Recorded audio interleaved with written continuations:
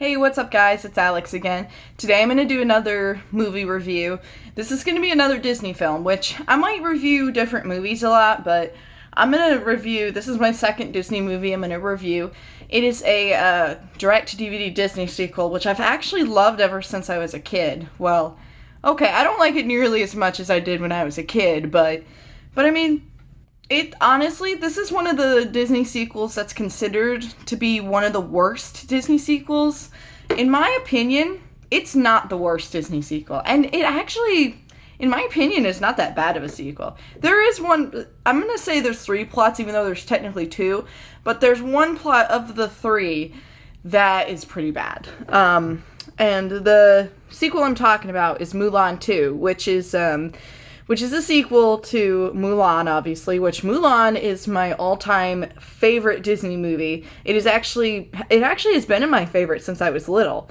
And I also used to watch the sequel a lot as well when I was little. Growing up now, I don't like the sequel nearly as much as I did back when I was a kid. But, I mean, in my opinion, it's still not that bad of a sequel. Basically, I'm going to start off with, the problems of this movie.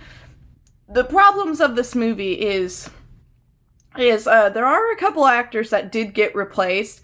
Mushu, for example, was one of them that got replaced. He got replaced by a white guy named Mark Mosley. The matchmaker's voice got replaced, and I think even Ling's singing actor also got replaced as well. And if you don't believe me, watch both the movies and you'll see. But it's like the worst part of the movie would probably have to be Mushu. Because Mushu's he's just a total dick in this movie, as I realize.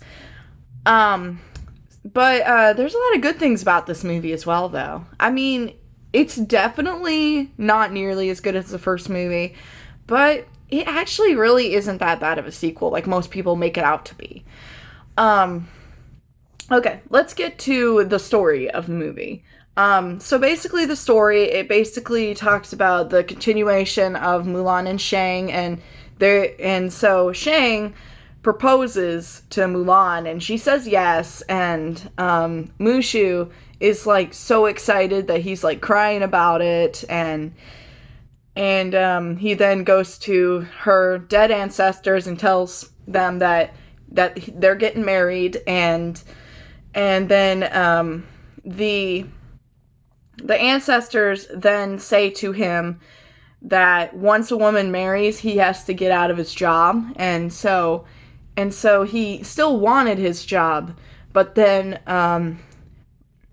for some reason, he comes up with the idea just to break up Mulan and Shang only to keep his job.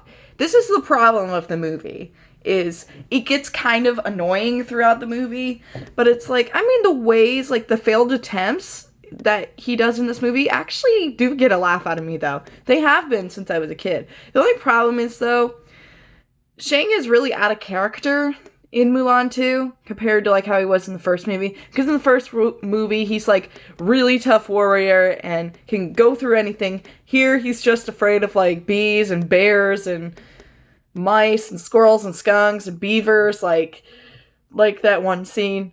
But I mean, I will say though that the scenes do actually kind of get a laugh out of me, though, because of the failed attempts that Mushu tries to do. Especially, my favorite is when he sticks the fishing rod up his back, and then when he puts the thing of worms on his back. Oh, it's so funny.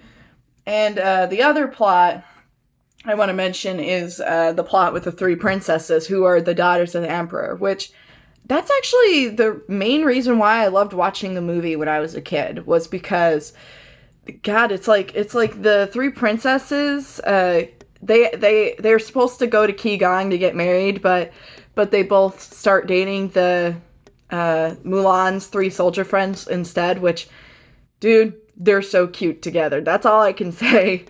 And that's the main reason why I watched the movie a lot when I was a kid. And actually, the songs in this movie are actually not that bad. Many people say that they're really bad, but, I mean, okay, like the movie, it's not as good as, the songs in the movie is not as good as the first movie's songs, but They're not bad though either. I mean, we have lesson number one. They do a girl with fighting for again, and they also there's another song called like Other Girls that the Three Princesses do, and that was my favorite song of the whole movie when I was a kid. And I'm trying to think what else there is to talk about in this movie. So basically, there's all of that, and obviously Mushu once again tries to break up Mulan and Shang just to keep his job. And then we're gonna get close to the middle of the movie here. So the princesses and the three soldiers go on like this festival, and that actually also is a very cute scene of them. Like they show them like separately and stuff, but it's still cute. That's all I can say. And then this is where the climax kind of settles in. Shang gets woken up by Mushu banging his pots and pans and stuff, and then he reads a letter saying, "My duty is to my heart," which was from Mei and not Mulan. And for some reason he thinks it's Mulan, and then he goes to Mulan and finds it, and then Mei's like, "That's mine," and he's like, "Are you sure, or did somebody else write it for you?" And then he read it, and he's like, "Now who does that sound like?" And then Sue says Mei never meant to write that letter. And then Shang then says to the princes, or the soldiers, I don't know why I said princes, but he says to them to not speak another word to them because they were supposed to marry three princes in Qigong, obviously. And then supposedly Mulan and Shang get into another argument, and then they separate for a bit as they're on their way to Qigong. And then Mushu goes to Mulan and talks to her, but then he says that the reason why that they seemed different was because he got onto them, and he ended up... Hang on just a second real quick. Okay, sorry about all that. There was a car horn outside that kept beeping, and I had to go see where it was coming from. But anyways, as I was saying, so we then cut to Mushu explaining the truth about why Mulan and Shang got in a really bad argument and stuff, and then he explains that he did all that just to keep his job, and Mulan gets really upset, and she says what you did was unforgivable.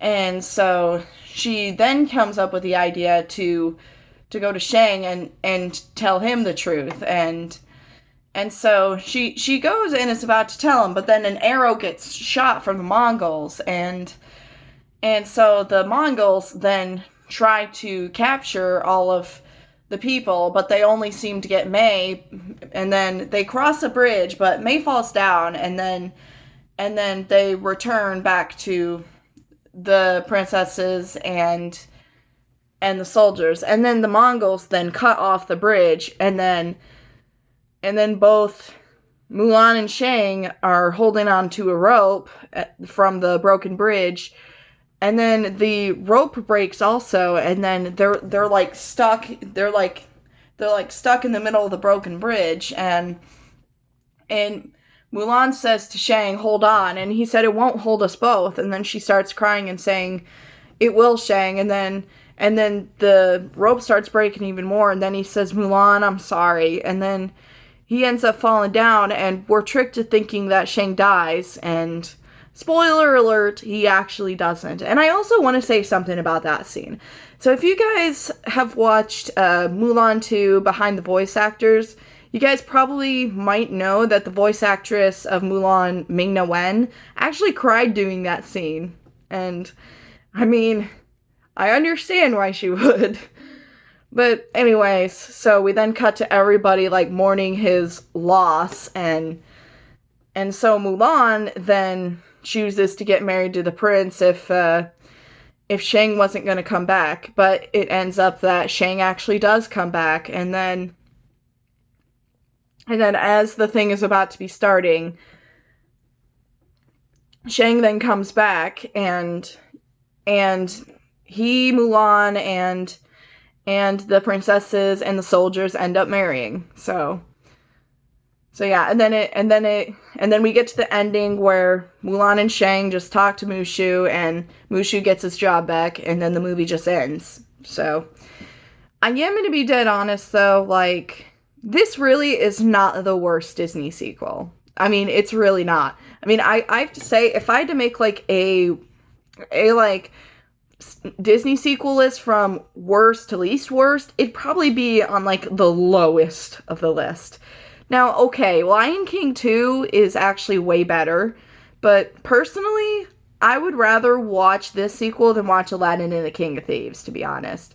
Personally, I wasn't a huge fan of Aladdin and the King of Thieves. In general, I was never a big fan of Aladdin to begin with.